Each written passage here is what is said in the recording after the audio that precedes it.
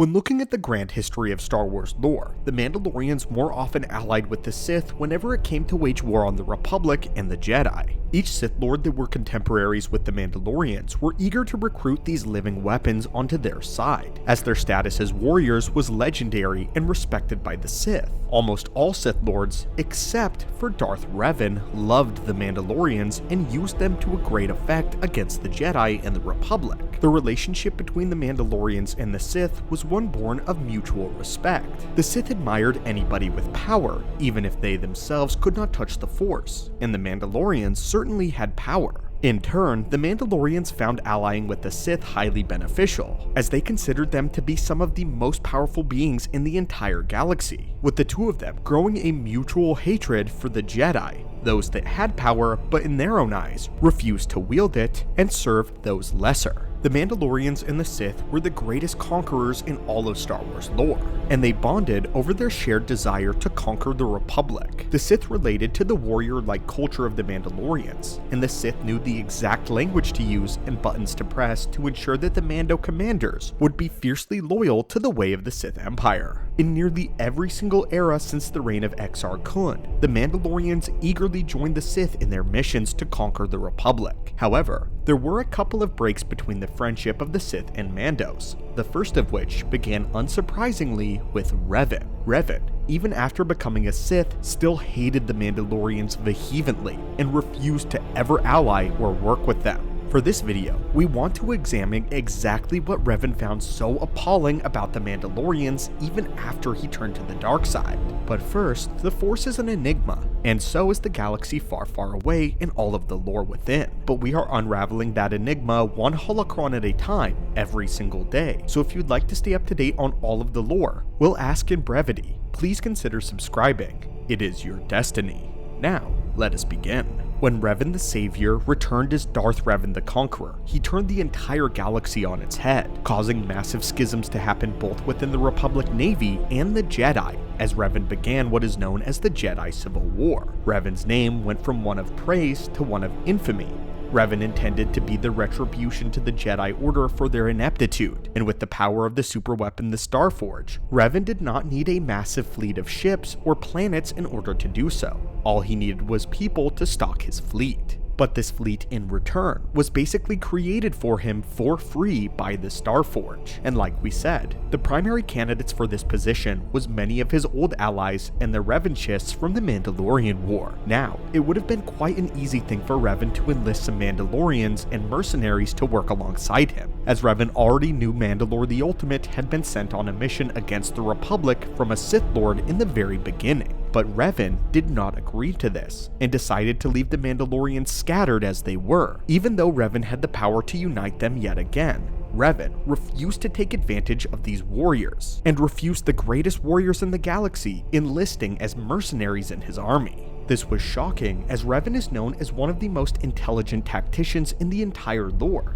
However, his reasoning is extremely well thought out, and Revan's decision not to tap into this massive military resource proved to be the correct move. One of the first reasons is Revan still stood by his time as a Jedi and as the leader in the Mandalorian Wars. This was the most obvious reason, as Revan had sacrificed everything including his morals and lives to keep the Mandalorians from conquering the Republic. And during this time, he grew a legitimate hatred for them. Enlisting them in his new order would have undone this. But beyond this, he made this decision for political reasons, as he believed that anyone of the Republic defectors that had joined him would not be willing to work alongside their former enemies. Revan saw the Mandalorians as unruly and uncontrollable without the Mask of Mandalore behind it. The Mandalorians needed a leader, and Revan personally had gone out of his way to hide the mask at the end of the war. This was what caused the Mandos to scatter in the first place. Even if Revan himself had decided to don the role of Mandalore, he believed giving the scattered Mandalorians even an inkling of power would cause them to revolt against him eventually. If Revan had donned the mask, he without a doubt would have been the most powerful man in the galaxy, but his reign would have been a short one. But Revan's distaste goes far beyond even this, as he hated Mandalorian culture and every facet of it, with Revan hating the way that the Mandos operated. The Mando Neo-Crusaders had a reputation of being barbaric savages. Their warrior doctrines went completely against the Jedi way, and on a fundamental level, Revan just didn't like them in general. This can extend to all of the Jedi's feelings towards the Mandalorians during this era, as that sentiment is basically held throughout all the ages. Jedi are warriors for peace and justice, desiring to use their talents in combat only as a means of protecting life and bringing security. To be entirely blunt, the vast majority of Mandalorian history consists of them doing the opposite of this. In fact, they were the ones threatening the security of the innocents and using their weapons as tools for chaos, death, and destruction. Beyond this, Revan despised that the Mandalorians did not conquer out of necessity, as both times the Crusaders went into the galaxy, it was out of pride. The Mandalorians began their campaign because they decided it would be the best thing for the glory of their people. They exclusively went after planets that had the finest warriors, and they waged war as a means of proving their superior strength. Sometimes a war out of self-preservation is understandable according to Revan. Countries and planets did it all the time when their resources were low, but Mandalore by comparison used to be a lush environment with plenty of resources, and because of the Mandalorians' hunting nature, there was very little hostile life on Mandalore to threaten their culture at all, so their conquest was one purely and unashamedly one born of nothing but for the glory of the hunt. This went against everything the Jedi believed in. However, it also echoes sentiments held by the dark side. The entire reason the Jedi were hesitant to get back into a war was because they had just finished a war with the Sith a few decades earlier, and they were not eager to put the galaxy through even more stress. Instead, the Jedi did nothing and allowed the Mandalorians to run rampant into the Outer Rim while ignoring the cries for help from the Republic to interfere. The Jedi made this choice purely out of fear. Revan stood against this darkness and vowed to fulfill his role as a true Jedi. Revan was so zealous of fighting this threat that he inadvertently became the threat by cutting moral corners in order to defeat the Mandalorians, something that he considered his greatest enemy. It might even be said that Revan's hatred for the Mandalorians outweighed his Jedi convictions. Revan could feel the cries of the dark side because of how the Mandalorians treated those that they defeated. Revan, even as a Dark Lord of the Sith, held a strong conviction and a righteous fury.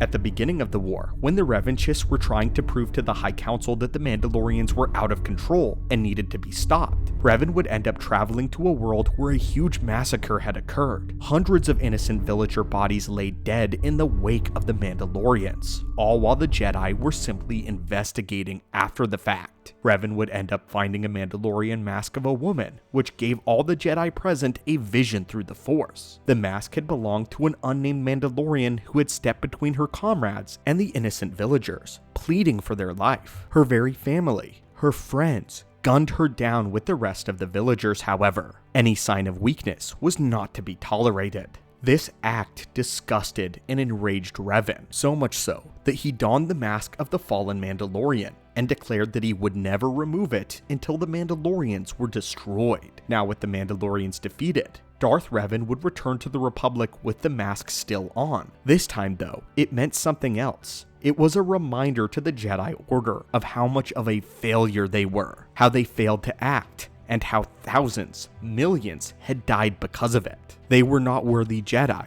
and while the Mandalorians had been the reckoning for the rest of the galaxy, Revan was the reckoning for the Jedi. It was because of the Mandalorians that Revan grew to hate his own Jedi brethren and sought to ultimately destroy them. Because of their ineptitude, innocents had died. They had gone against everything that it meant to be a Jedi. In Revan's opinion, the Jedi were just as responsible for the horrors committed by the Mandalorians as the Mandos themselves were, obviously with this righteous flame still burning hot inside of the Dark Lord's heart, but now tainted with the vile nature of the darkness itself. Revan was not going to be working with the Mandalorians anytime soon, and his hatred would always be a burning ember in the man's very soul. But anyway, my friends, I do hope you enjoyed this video and gained some insight into Darth Revan thanks to this holocron. If you'd like to see more character-related breakdowns, then comment your pick down below as we'd love to explore them. As always, my friends, thank you so much for visiting the channel today, and may the Force be with you.